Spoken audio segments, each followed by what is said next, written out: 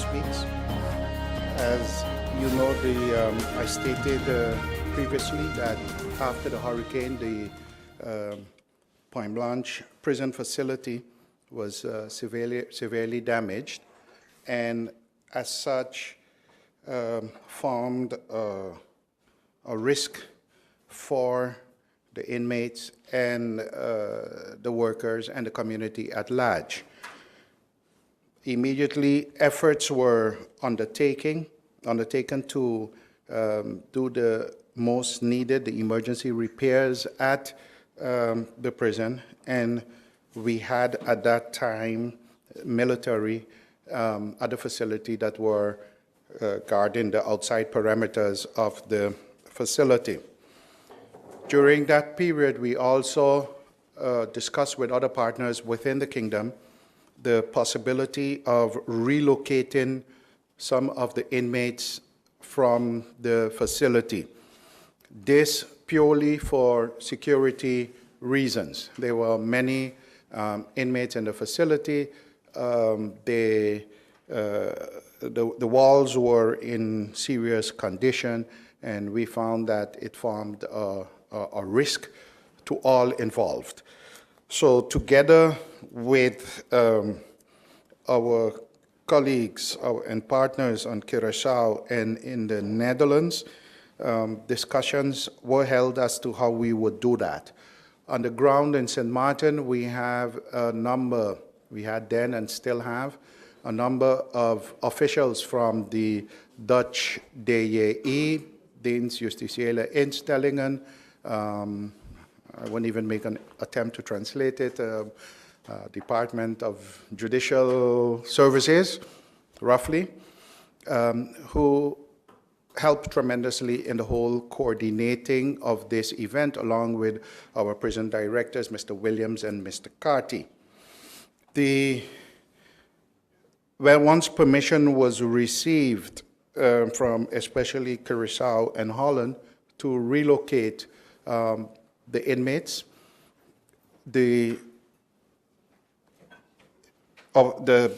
organization that is responsible for the actual transportation is the police department under the leadership of Chief Inspector Carl John.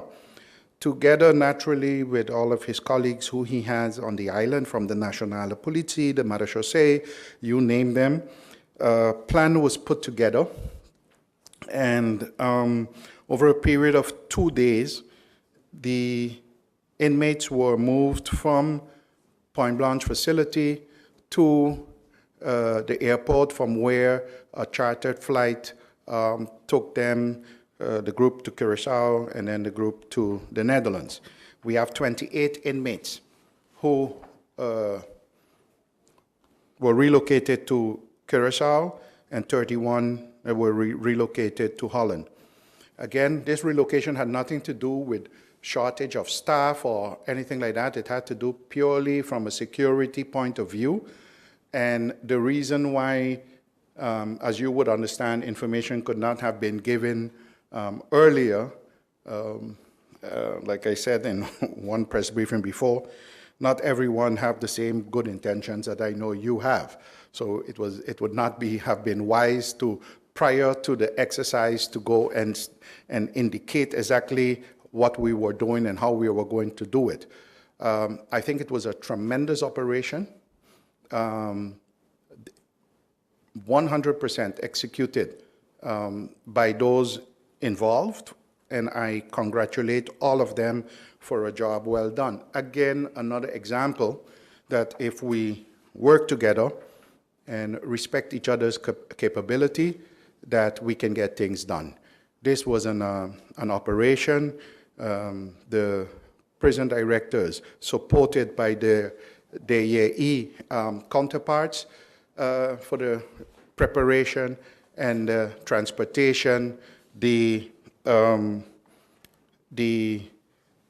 police, the local police, supported by their counterparts. I also, for this, would like to thank the Solicitor General, because I remember right after the hurricane, as a matter of fact, it was the day that the King visited, and when we were in Cahill, I mentioned my concern about the situation with the inmates at Point Blanche, and that I would really like to see if we can get some of them moved. And he promised at that time that he would do everything in his power to assist with that effort, and he did. So, Mr. Boss, thanks for your assistance. The inmates, the idea is that they will be abroad for a period of 6 months. We still have a number of inmates remaining at the Point Blanche facility. The facility, like I said, the immediate necessary repairs have been made, so there's no risk where that is concerned for the inmates that are now there and the workers. Naturally, in the criteria selecting who would go and who would stay, we look at the period that they had to serve still as a main factor in determining that. So someone that was scheduled to be released, let's say this month or next month, naturally would not have been sent away. It would be those who would still have longer periods to serve.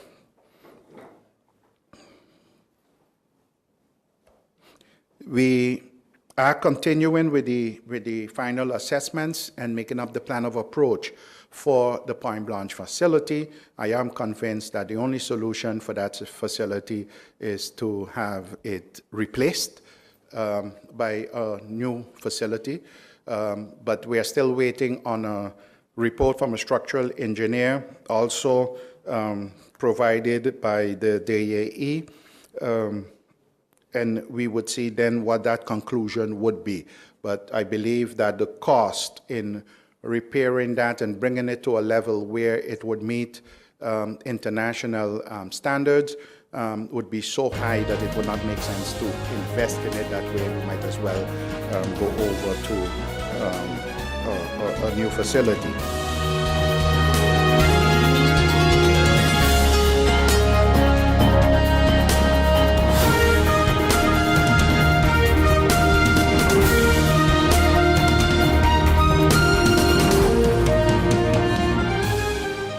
Hey guys, did you know that now with Telcel, if you accumulate $25 or more within 1 calendar month, you get 15 more?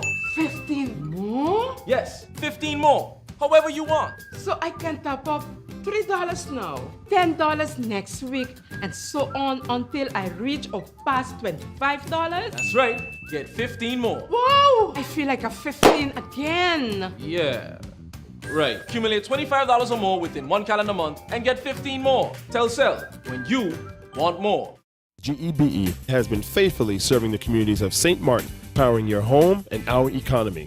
Come rain or shine, our qualified team of professionals are working hard 24 hours a day to provide you and your family with safe, reliable electricity and water.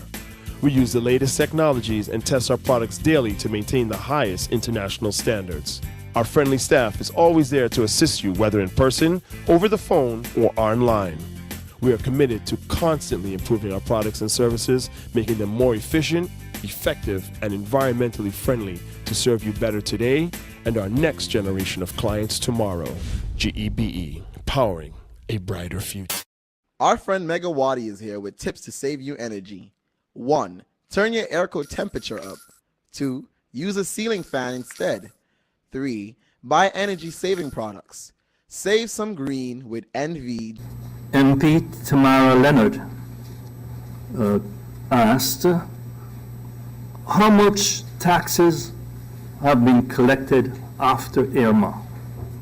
Well, the exact figures are not available at this time. As you know, the receiver's office, as a result of Irma, has been damaged quite intensively, as well as its ICT systems. But we have a good handle on what we have been able to generate during the month of September and October, and that comes up to an amount of 14 million guilders. I say month of September, October, of course, the month of September, no income was generated because the systems simply, not even the provisional systems were in place to collect. But the tax department goes and applies and calculates on a cash basis. What comes in this month is counted for that month. Because one would say, well, September, October is 2 months. So if you collected 14 million, you're collecting 7 million a month. But that's not how it's looked at. It's on a cash basis, whatever comes in that month is considered to be income for that month. And the expectation is that it's going to be around that amount going forward in the immediate future. MP Tamaro further asks, what are the coming commitments that you have for the 116 million that was mentioned as liquidity? I think in my outline prior to answering the questions, that question has actually been answered. The commitments are the commitments as far as expenses are concerned as laid out in your budget, because the same expenses, more or less, that we had in the approved budget for 2016 are the same expenses that we have laid out going forward, and those are the commitments. We're adjusting those commitments by seeking to get an amended budget, which is on its way to Parliament.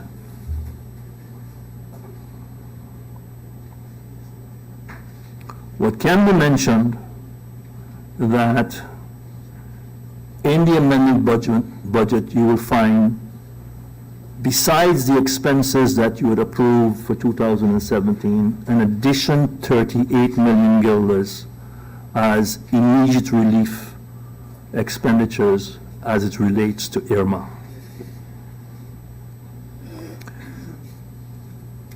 MP Tamara asks, can you provide a verbal breakdown if there are any new monies being requested in the last week or so? No, there is no new money being asked, and actually it can't, under the present system, be the case. It has to be budgeted. If it's not budgeted, you cannot spend it. And as far as Irma is concerned, that relieved us from all of the restrictions that exist under the CFT law. Those have been placed in a budget approved by the Council of Ministers, which is the budget that's presently at CFT and presently at the Raad van het Vies and presently on its way to Parliament.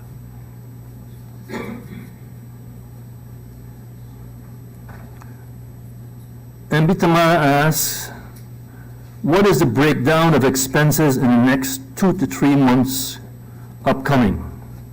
Well, I think that question has been answered with the previous explanations relative to what expenses are in the budget, which are the expenses for 2017 plus the additional 38 million direct related Irma expenditures.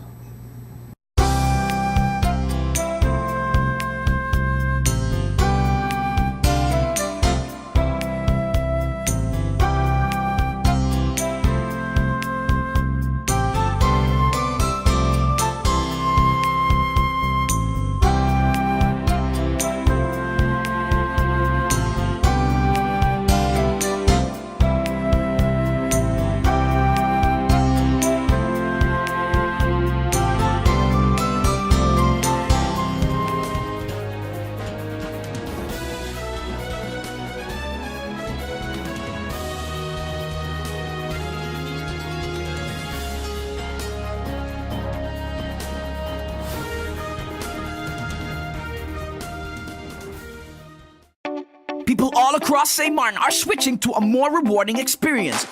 The WIB MasterCard Fun Miles credit card, better known as My Card. Earn 1 fun mile for every $2 spent, even abroad and online. This will quickly get you a ton of fun miles to redeem for travel, shopping, food, fuel, and much more. But there's more to My Card. Worldwide acceptance, an EMV chip for extra security, and 250 free fun miles with first use. Switch to My Card today at WIB. From within your reach. Hey guys, did you know that now with Telcel, if you accumulate $25 or more within 1 calendar month, you get 15 more? 15 more? Yes, 15 more. However you want. So I can top up $3 now, $10 next week, and so on until I reach or pass $25? That's right. Get 15 more. Wow! I feel like a 15 again. Yeah. Right. Accumulate $25 or more within 1 calendar month and get 15 more. Telcel, when you want more. If we look at the situation on St. Martin today, if we look at the advices from those main electoral entities for the government to insist and persist with elections on January the 8th, 2018 is an injustice to the people of St. Martin. And I am not even yet speaking of the situation that we all find ourselves in today following Hurricane Irma. We find ourselves as a people in a very, very difficult situation. And it is adding insult to injury to say, well, under these circumstances, we insist as a last face-saving effort of the government to hold election. I have other persons of the media joining us here right now, so I will briefly, good afternoon, I will briefly highlight again that this discussion today on St. Martin is not about the right of the government in accordance with Article 59. That right is there. No one is disputing that right. But I have a serious problem when that right is being used at a time like this and against all legal and practical arguments. And those are there. Those are there by the Electoral Council. Those are there by the Central Voting Bureau. I want to come back a moment to what the governor has put in his formation mandate with respect to elections and asking of the incoming ministers that they work out the scheduled election. The governor is not asking to consider election. The governor is not asking to look at the decree that is there, but is asking of the incoming ministers that they actually execute the scheduled elections. Speaking about the governor's formation mandate, his formatie opdracht, I think once the dust is settled and things have quieted down somewhat, that we need to, as a parliament and a community, have a serious discussion and dialogue about the role of the governor in the formation process. In December 2016, the Parliament of St. Martin passed a motion to regulate all the matters pertaining to screening, etc., of ministers, to regulate that by a national ordinance. Right now, the screening before ministers take office,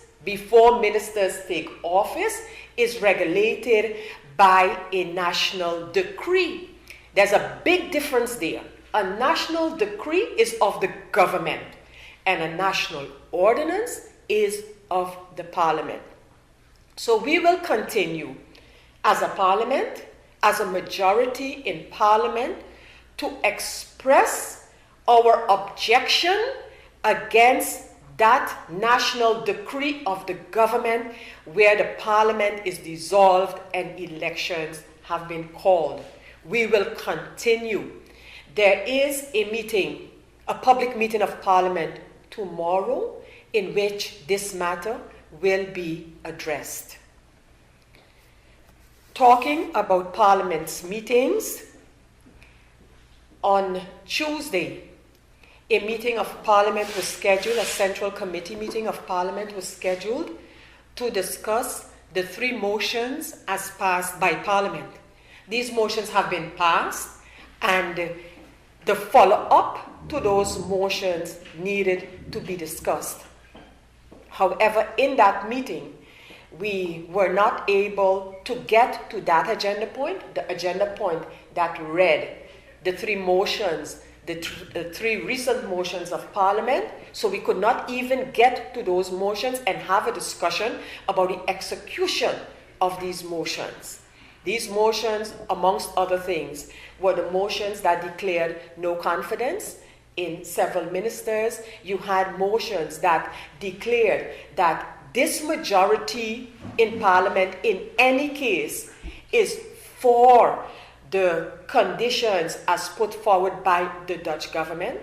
And because of this, we, in preparing for yesterday's meeting on the motions of Parliament, asked the government to present to Parliament the draft National Ordnance Integrity Chamber and all the advices pertaining to that ordinance, as well as present to Parliament the draft mutual agreement on the border control as discussed between the Dutch and St. Martin governments.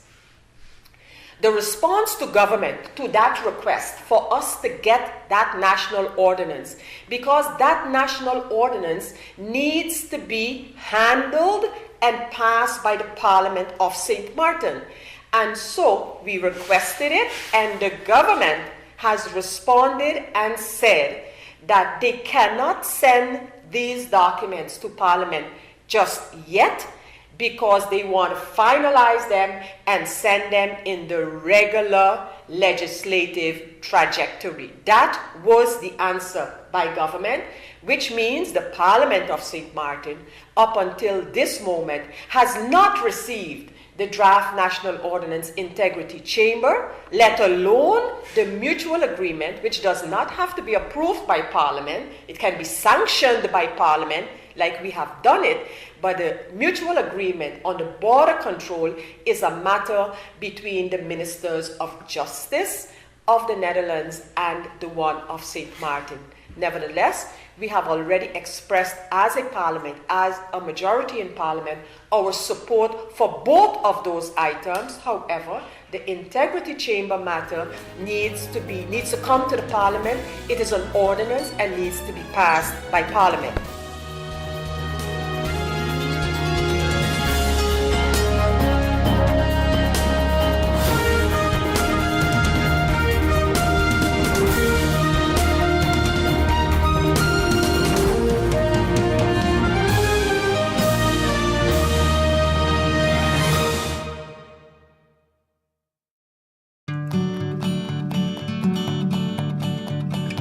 It's been said that behind every door, possibility awaits.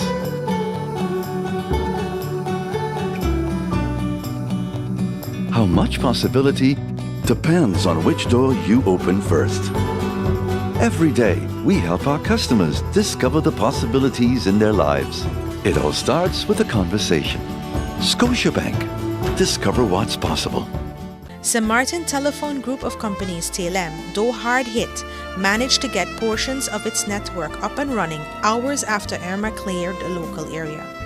Its data and voice connections helped to bring much relief to families and friends overseas who feared the worst. People with operational mobile phones showed true St. Martin spirit and helped send messages for those who did not have service. Well, actually, we were able to not go down. That was the first thing. Even after the hurricane, we still had nine sites upstanding and 11 sites that were still operating. So we never really went down, and that I have to give credit to having our infrastructure underground that were leading to the antennas. And the antennas were able to sustain some of the very strong winds from Irma. So we were up during the storm, and right after the storm, there was limited sites up.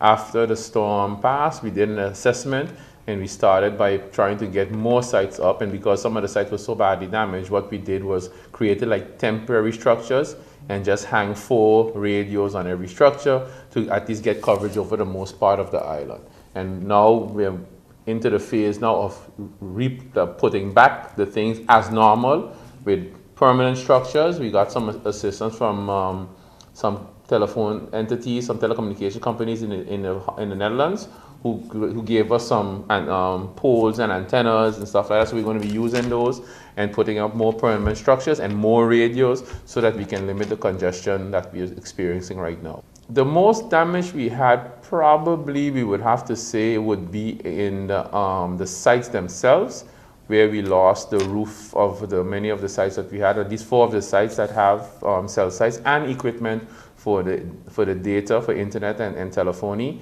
that those sites were damaged. About 4 of them, the roof was ripped off. Luckily, not too much water got in, but water did get in, so it was about, putting on a temporary roof, watch them dry out, and then turning them back on.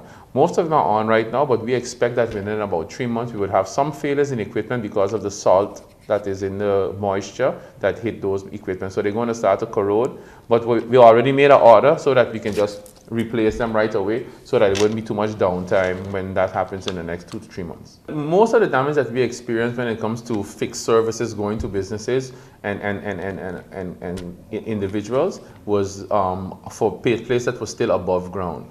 Underground, because it's not affected by wind, it was just about fixing the central offices and the distribution points to provide the service, which we're busy doing now. So what we did experience was that a lot of the businesses and homeowners, they had their services right away, but they didn't have any electricity. But once the electricity was back, we were able to provide the service right away. So from a point of view of recovery, where it comes to what we call fixed network, it was very, it was good. But we have some areas that were still above ground that we have to repair now. So what we're doing, we're going to try to do a quick repair. We have to wait until GB orders some more telephone poles to put them down, because GB is the entity who's responsible for putting down the telephone poles.